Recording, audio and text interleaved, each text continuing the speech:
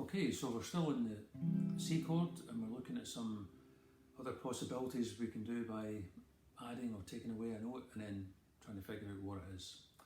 So a chord that's used a lot in guitar is an add9 chord. That chord there, so that's C add9. So how we get that is, again, we start off with our C chord. Got to figure out what the ninth note is, so we count up from C because it's a C chord. C, D, E, F, G, A, B, C, D. So we look for D, and again there'll be a diagram on the PDF that you can get, which will show you the notes in the first position, and D is there. Okay. So, and again, if you knew the C scale, you could count up 1, 2, 3, 4, 5, 6, 7, 8, 9, and that would be you on the D. And obviously this chord, it's in a lot of tunes.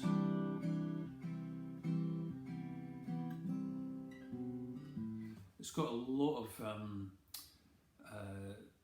especially intros to songs have a lot of nines. Also it's a nice colour, it's a different sound to just a straight ahead C.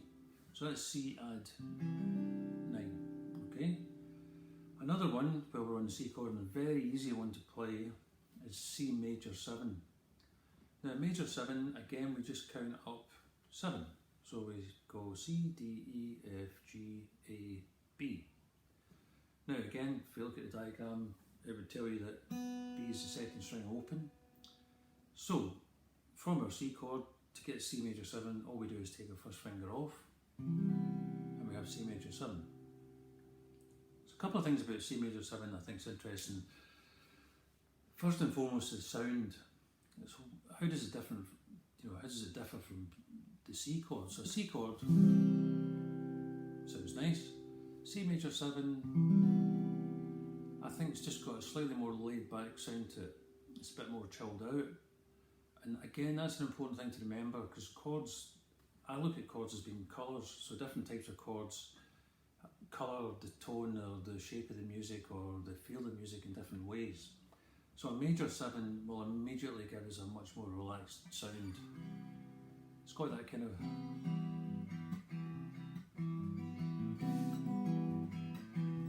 And if I do that with C, it's not quite as nice.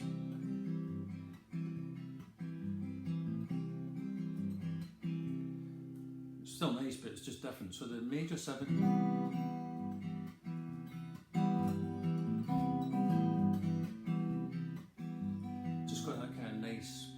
sound to it, and a major 7 just has a very relaxed, peaceful sound. So for several reasons it's good to know. One, that's how we can get a sound like that, as we use a major 7 chord. Again, it's slightly different from just a normal C major chord.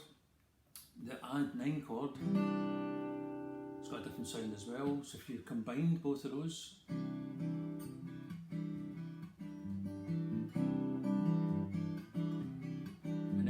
C,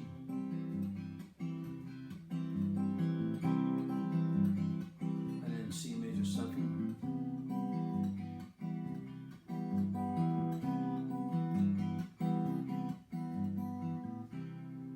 so they all have quite unique sounds, I think, and what's good at this stage is not only to be able to play them, but to recognise the sound, so that if you hear the sound of an add9 chord, or you hear the sound of a major 7 chord, you recognise it in music. It's in probably most music you listen to, and it's just good if we can pick that out. If we recognise that kind of sound, I think that's pretty important.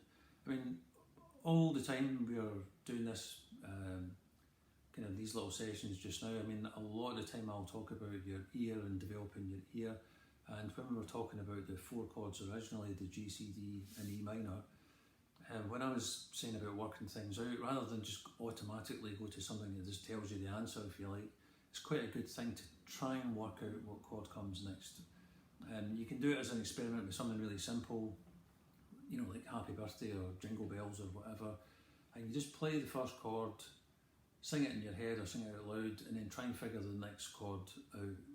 So if it's a case of happy birthday, it's probably going to be G, C or D, and then when you play the first one and you sing it in your head, and then you need to figure out the next chord.